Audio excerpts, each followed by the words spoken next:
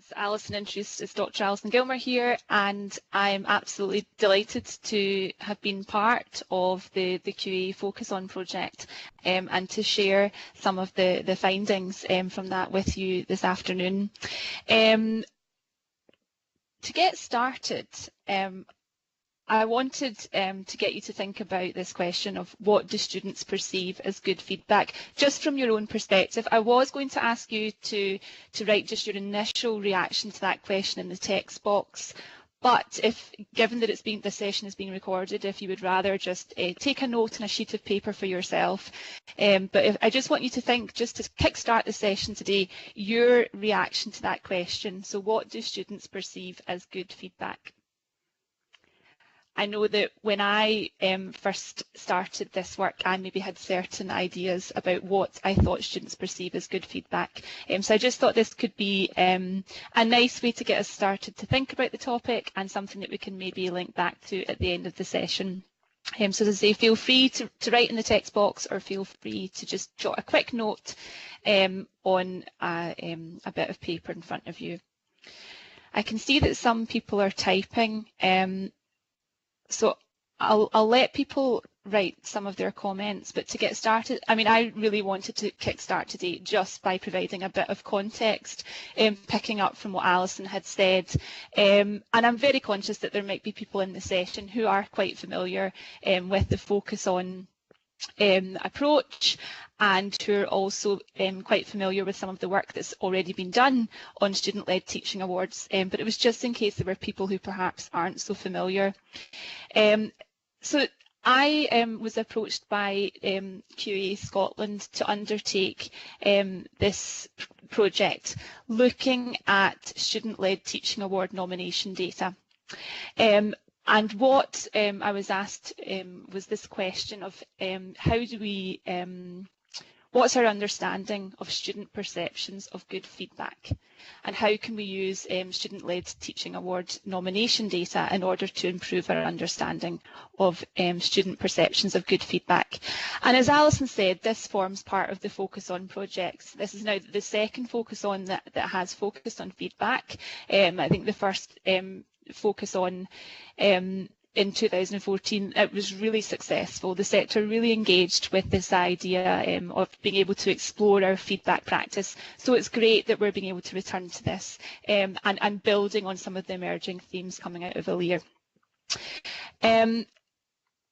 So as part of the Focus On project, the QA Scotland consulted with the various students' associations and Scottish HEIs, and as part of that consultation, what came back was the sector did want to continue this focus on feedback, but with a particular interest on the student perspectives.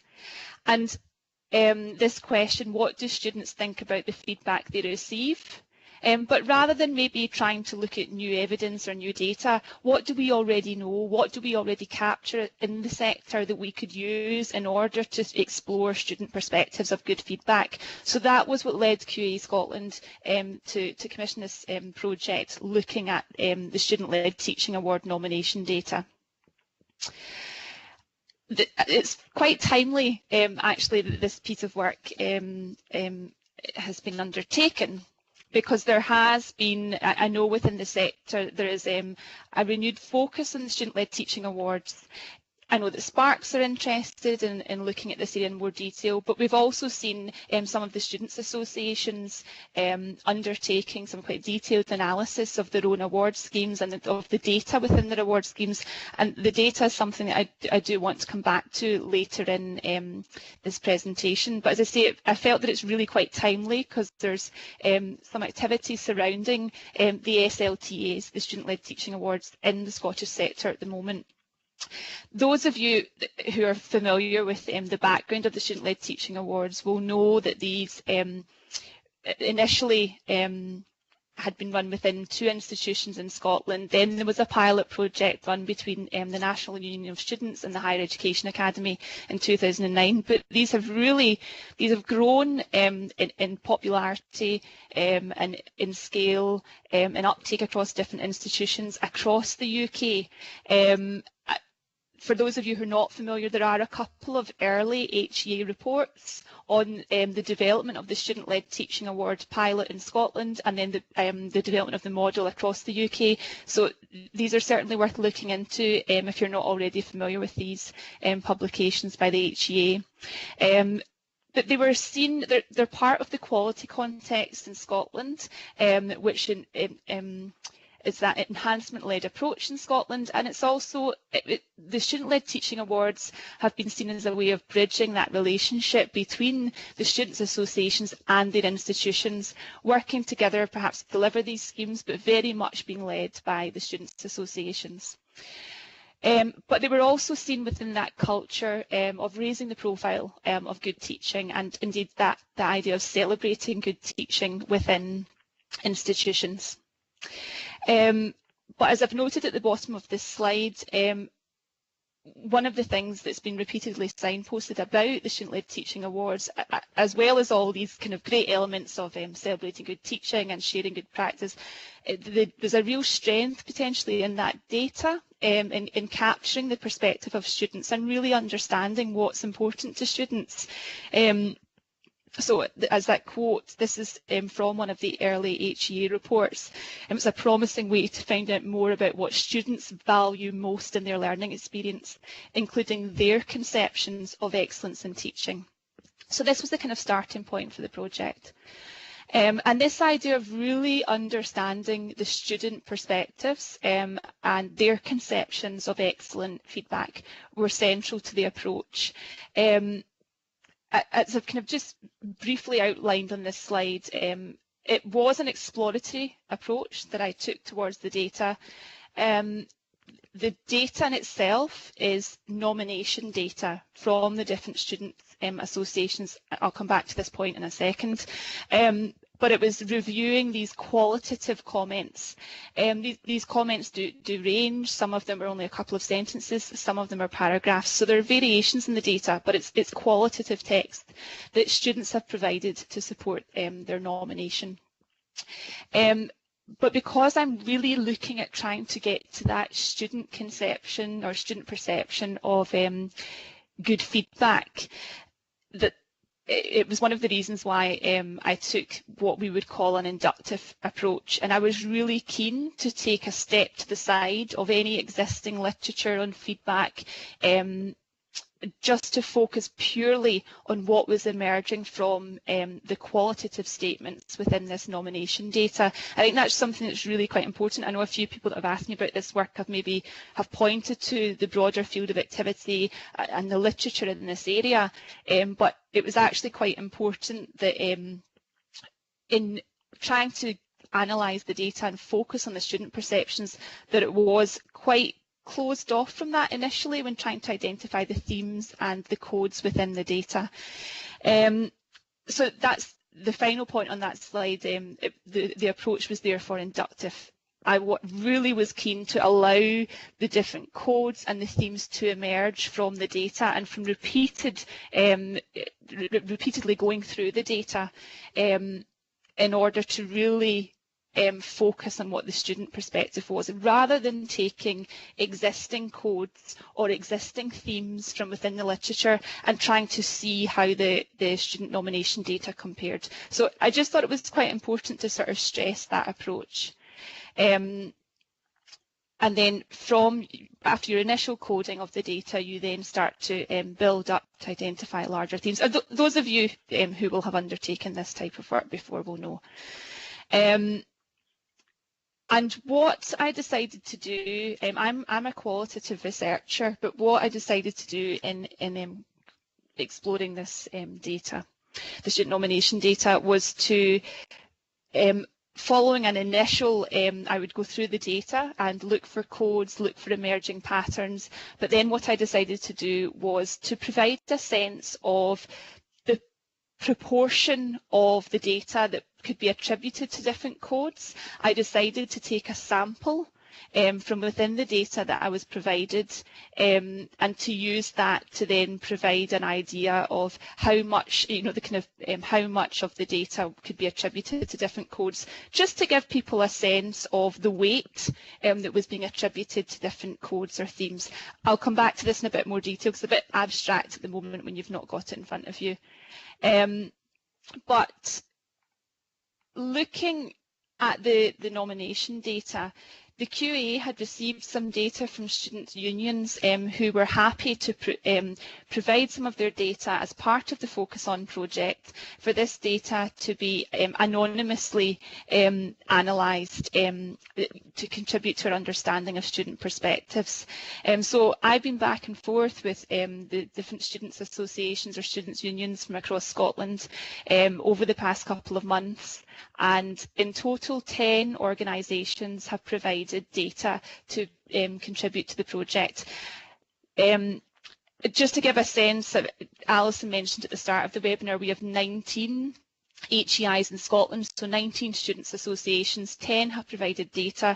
I can see from contact with institutions and also from institutional websites that there seem to be 6 other students' associations that might have student-led teaching award schemes but haven't contributed data, and there seem to be 3 that don't seem to run an SLTA scheme. So I just thought that might be useful to give a sense of the breakdown.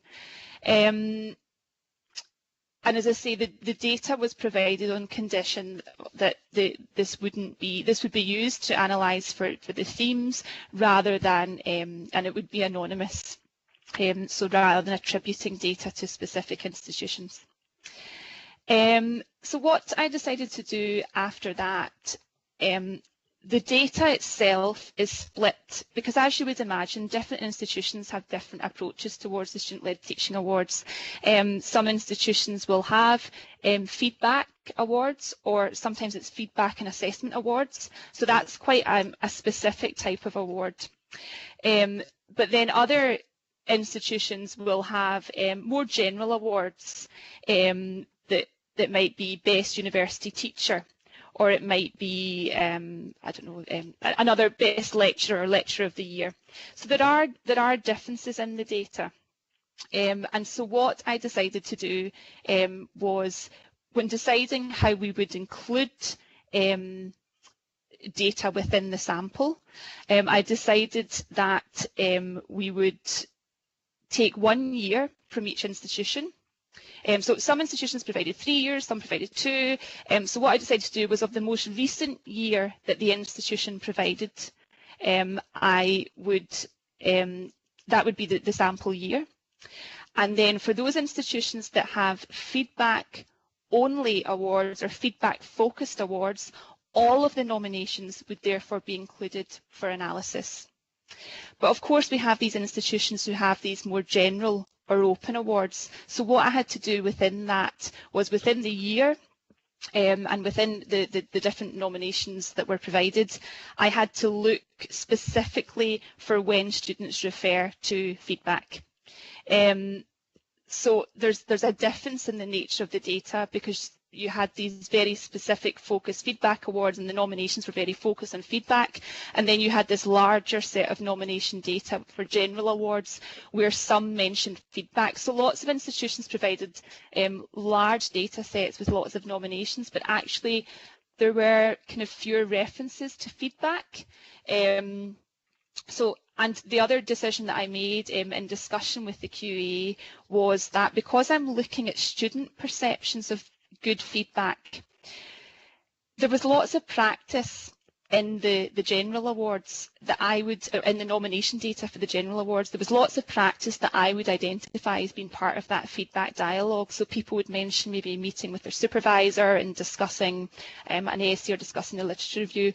But we made the decision that we would only include the nomination data where students explicitly recognise that process as part of the feedback dialogue.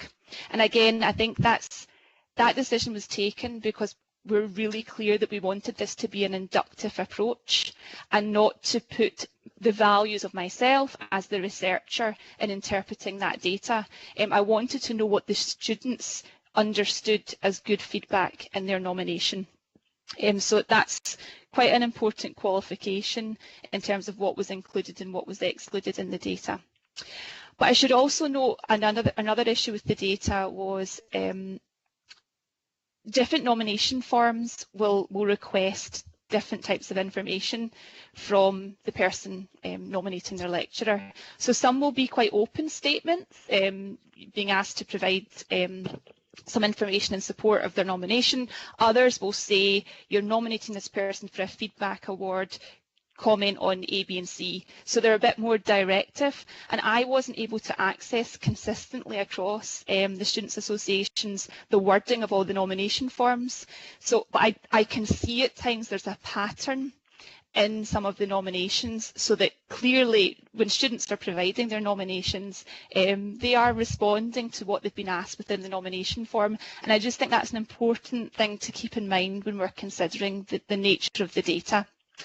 Also, that final point in the slide, that there's variations in the extent of the data, I mentioned that earlier on. For some institutions, the Student Association might ask for or provide the space for a couple of sentences, but others it's paragraphs of really detailed exploration or a kind of comment on the lecture, which is fantastically detailed, but there are variations in the nature of the data, so I thought that was worth flagging. I have to apologise about the quality of this slide. This slide didn't look that bad outside of Skype, unfortunately, but it's not looking so great in here.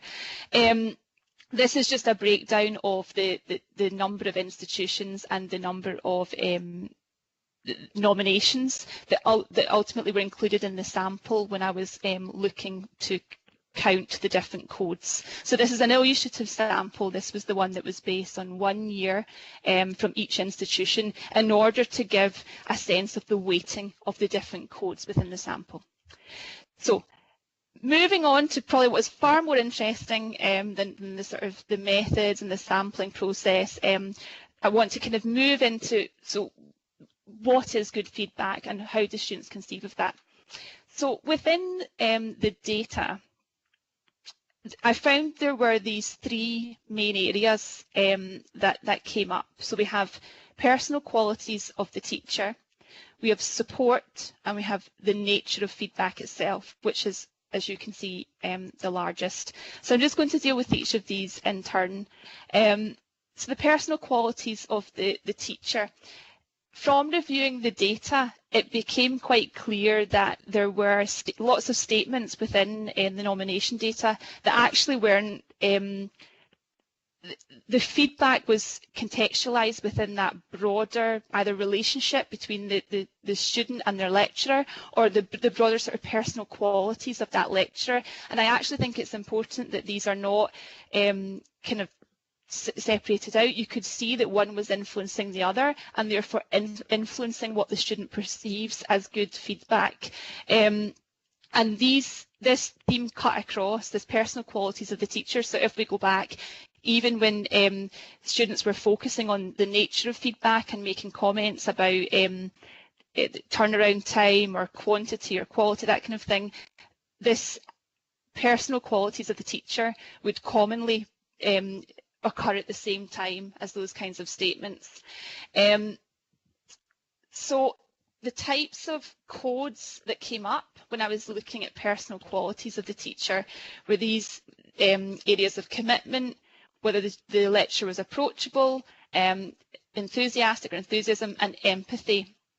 These percentages that I've provided are when I look at everything that's been coded within the one sample year across the whole sector. This is the breakdown of the codes to try and give you a sense of the weighting of the codes. So I decided, so we've got commitment, approachable, enthusiastic, and empathy. And just to provide an example of what I mean by some of these, so approachable, that the tutor or the lecturer appears as friendly and easy to talk to. This is based on this idea that the students feel they can talk to this person. They feel that they're comfortable in doing that. Commitment is something that appears as dedication to the students through this. It could be through the quality of the feedback, or I've seen it discussed in the broader kind of teaching or academic sense. But this idea that they're really dedicated, and this phrase of he goes out of his way or they go above and beyond, these types of phrases where students recognise that these lecturers were being really quite committed in how they were providing the feedback. And then a final kind of code that I thought I would just define and provide an example. And these are just illustrative examples. They're not actual quotes. They are examples that I've put together based on quotes within the nominations. So the final area is empathy, so that the lecturer is demonstrating an ability to understand and share the feelings of the student. So an example would be a sort of statement where the student feels that the tutor is, as I say, that kind of point of really understanding the student, and at that point she manages to discuss my assignments in an understanding way. So that's an important theme that's come up within the sample. But I'm going to, when I looked at the data, I was thinking, okay, well, what do we learn from that? Key within the personal qualities of the teacher is this idea of engaging students in the feedback process, how we impart our enthusiasm, how we impart our passion for the subject area, but also that point of how we support students as individuals. And I think that came out in the empathy kind of code. We need to appreciate that students may face challenges, and actually the lecturers and the teachers are a source of care for those students.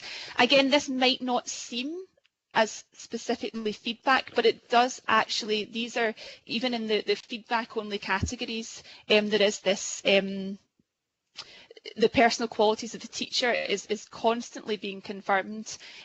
So it is very much shaping people's decision to nominate these lecturers for feedback awards.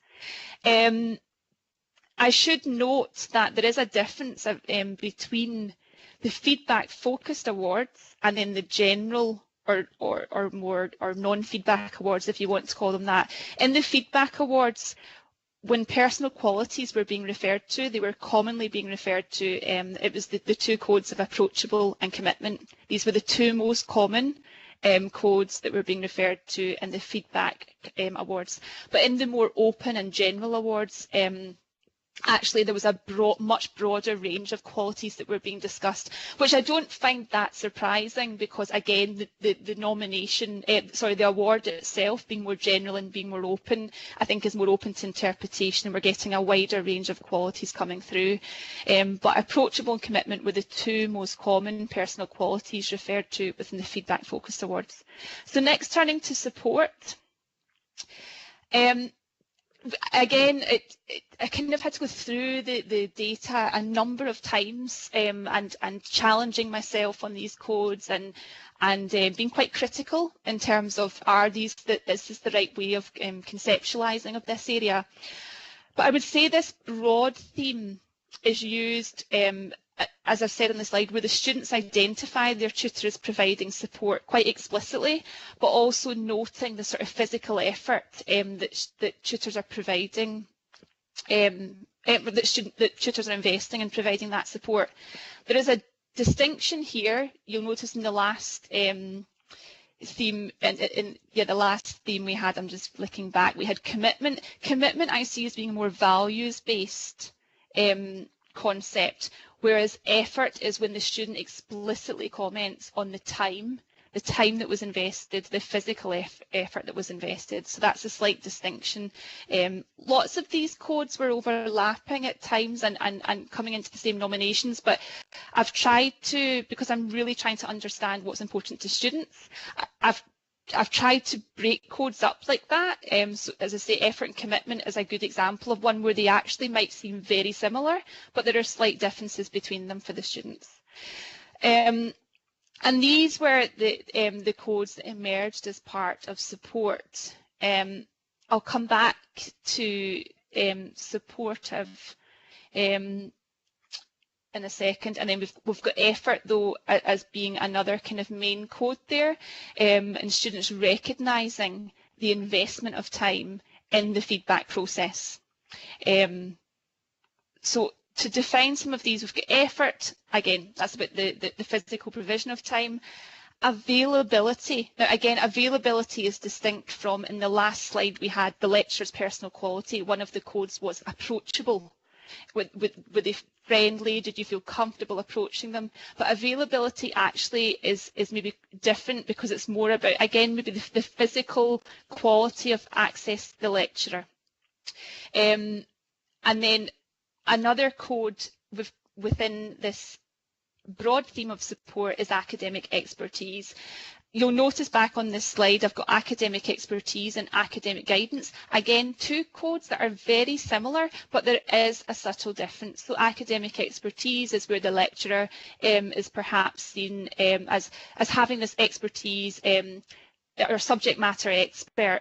Whereas academic guidance is more when the academic is using that to develop the student. It's slightly different, and where the student is maybe being a bit more explicit in commenting on the benefits of that expertise. So you can see why I've grouped these both under support, and I had sort of difficulty on whether these are two separate things, but I just thought it was worth highlighting. These were codes that are similar, but I think there is a subtle difference between them.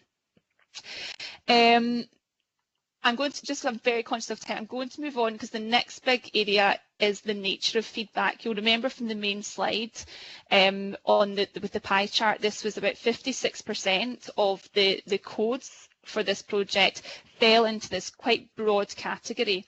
This category forms 10 distinct codes. But within that, there are two areas that I've split down even further. So there are more codes, but as I say, I've aggregated the codes. I'll come back to that in a couple of slides' time. Hopefully people can read this slide okay.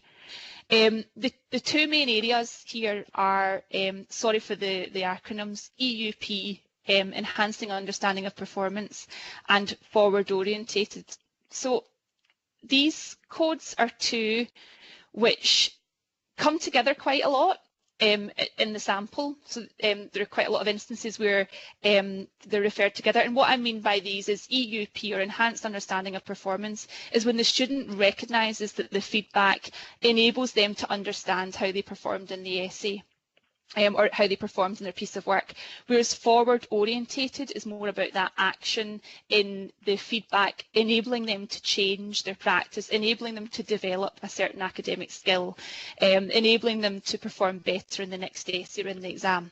So there's this distinction between the two,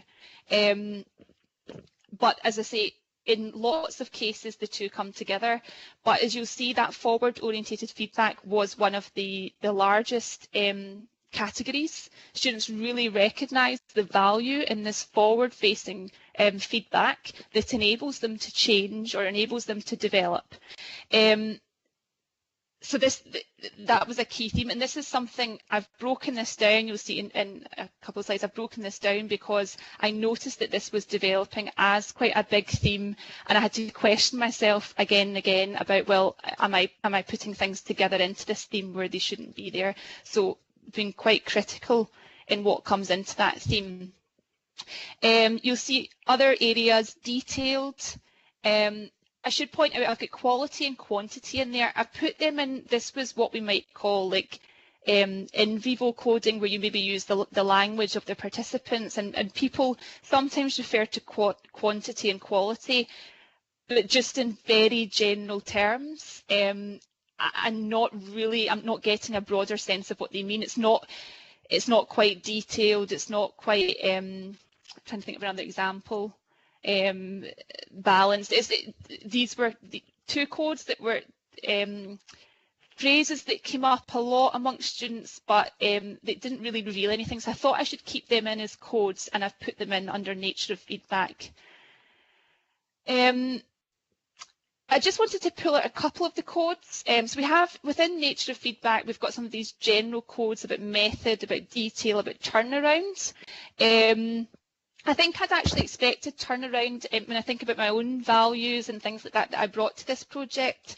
I think I'd thought Sorry. Yes, sorry, turnaround. I thought, my own views thought that might be slightly higher, or might be a more common code than it was in relation to some of the others.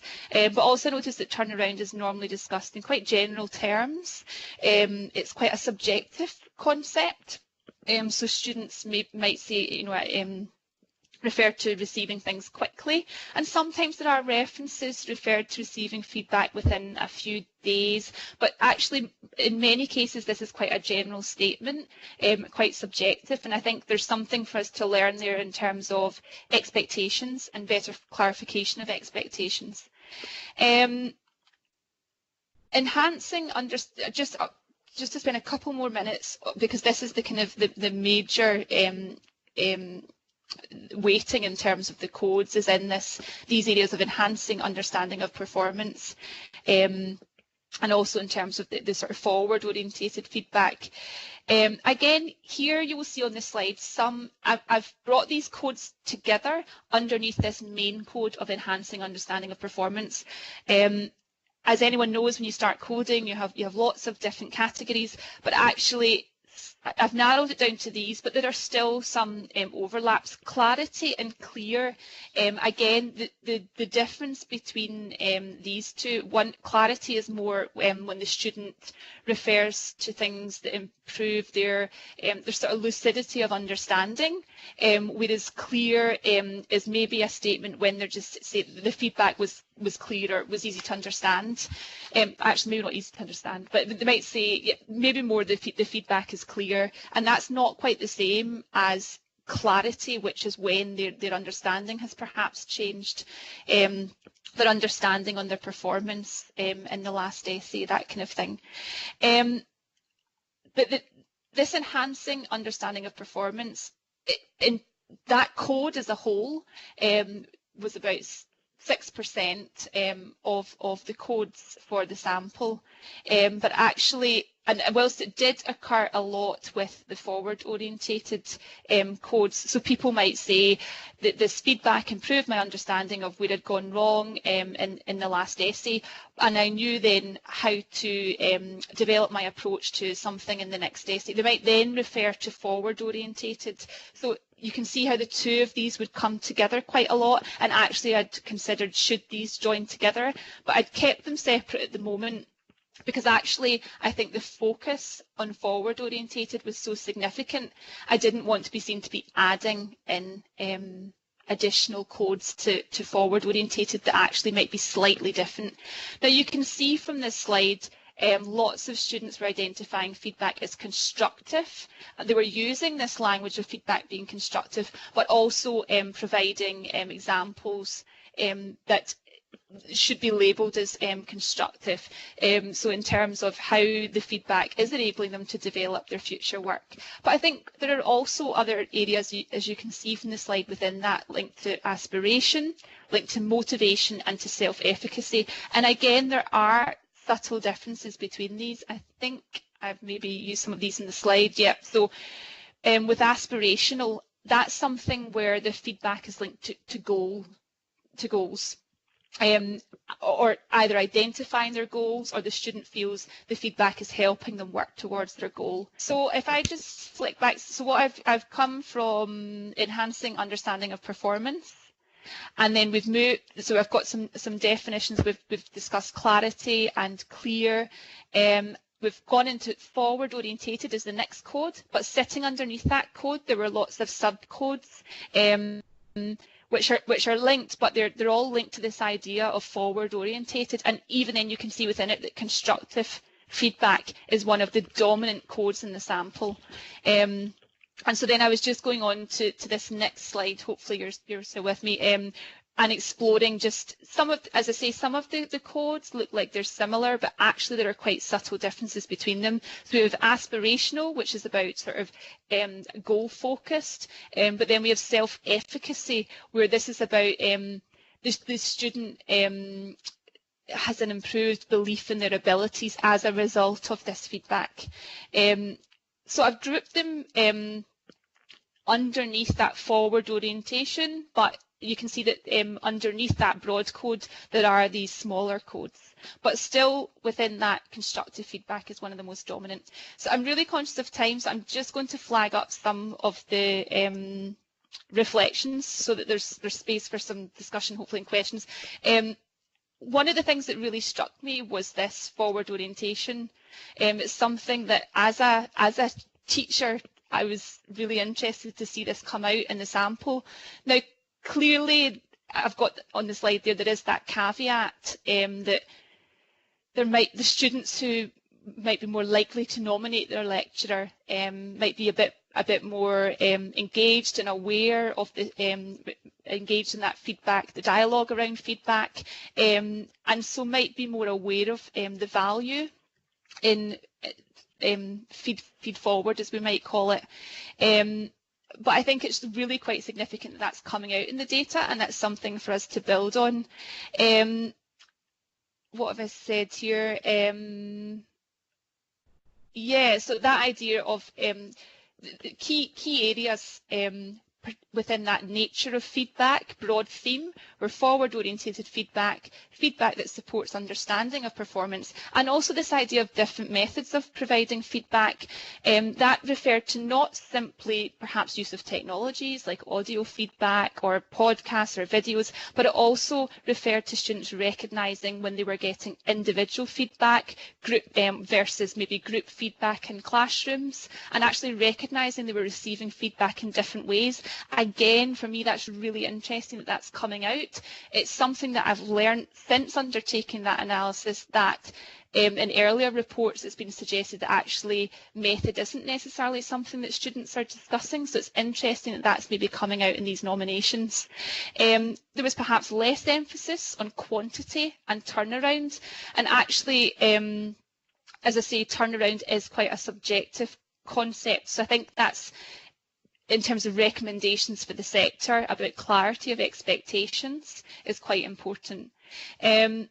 As I pointed out at the start of the session, the significance of personal traits looks like it's on the edge of feedback, but actually I can see, because it is a recurrent code that sits alongside when students are discussing the nature of feedback, they are also linking back to the personal qualities of the lecturer.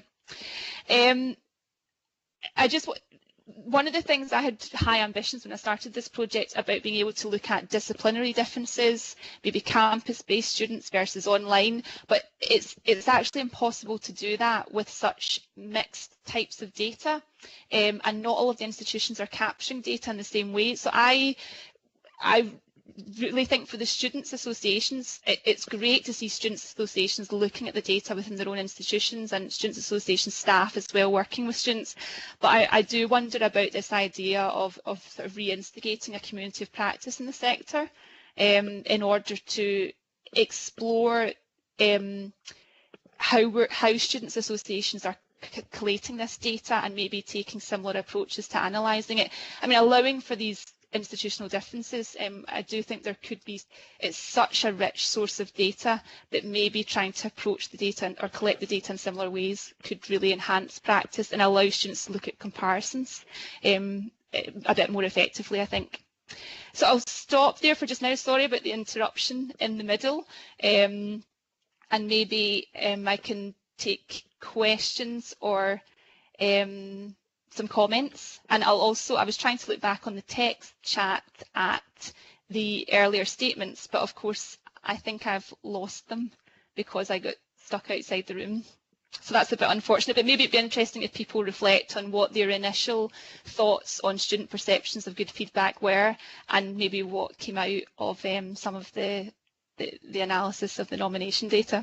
So from Liz, it seemed possible to think about enhancement activity for nature of feedback and maybe support, but how would you action change for personal qualities? How do you develop empathy, for example?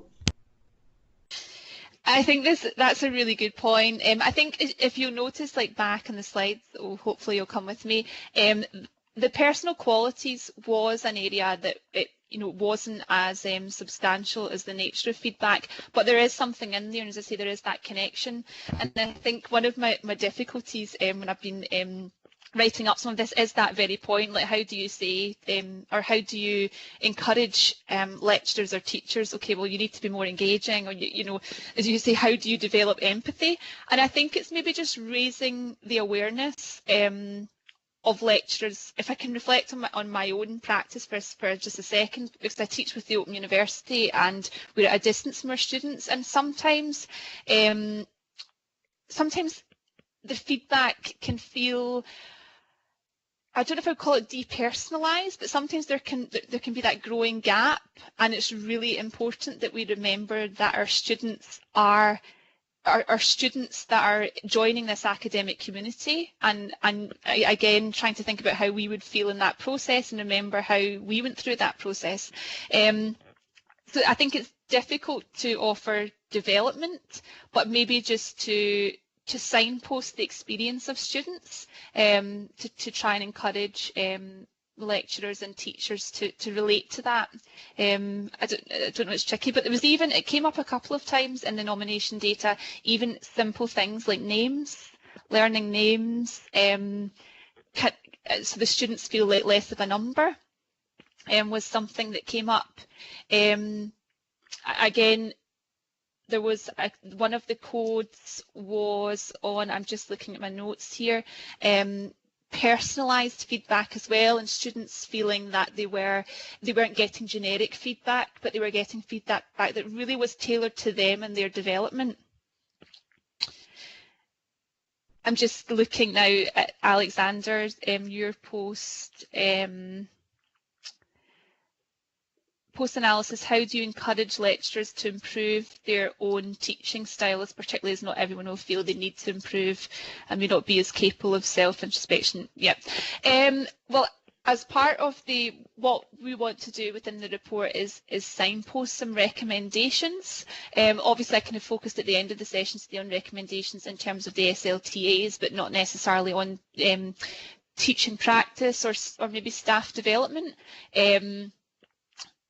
Again, I think trying to bring some of this data, I would encourage within institutions where you can use the data and maybe bringing that into staff development would be a really good strategy, because to actually read some of the narratives within the nomination data, it enthused me as a teacher reading. I've not seen, when we have our end of module surveys, we don't get anywhere near that type of response from students or feedback, but the SLTA data is so rich, and it actually is, it's humbling, it's inspiring, without sounding overly emotive, to look at. And I think trying to look at whether there are ways for you to bring some of that into your staff development could be quite useful in terms of encouraging teaching staff to reflect. The best experience I ever had with regards to feedback was going back to learning and getting my first feedback. I absolutely agree, Caroline, that obviously within the literature at the moment, one of the things that's come up is about the emotive aspects of feedback. I'm trying to think from the coding. I think maybe that's come up within empathy, in students realising that their lecturers appreciate some of the challenges that they're facing, some of the difficulties. And it made me think back to that idea of the community of practice, and that learners who particularly in the earlier years of study might be very much on the periphery, and how we are bringing them into this academic community. And I think sometimes we can lose sight of that, and I think that kind of point you've made about going back and looking at, or going back to being a student and realising how anxious you can get about feedback, and how emotive or how emotional some of your responses can be to reading feedback. So I think it comes back to that point maybe of sort of humanising or personalising that feedback process, which I appreciate can be so challenging when, as lecturers, we can have large classes, and it can be really, sometimes you can lose sight of the individuals within that